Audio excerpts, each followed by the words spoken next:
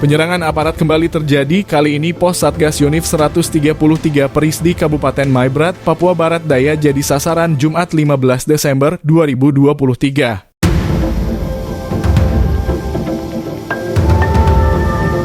Akibat penyerangan itu, seorang prajurit TNI menderita luka tembak.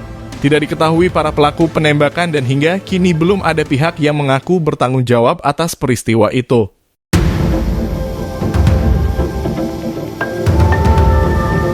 Dikonfirmasi Kapendam 18 Perkaswari Kolonel INF Syawaludin Abu Hasan membeberkan penembakan tersebut.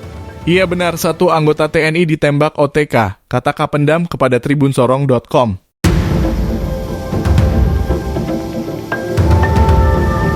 Lanjutnya, korban bernama Pratuyuda Bagaskara mengalami luka tembak di bahu kiri atas. Saat ini masih dalam perawatan. Kira doakan agar kondisi anggota TNI yang ditembak itu cepat pulih, ucapnya.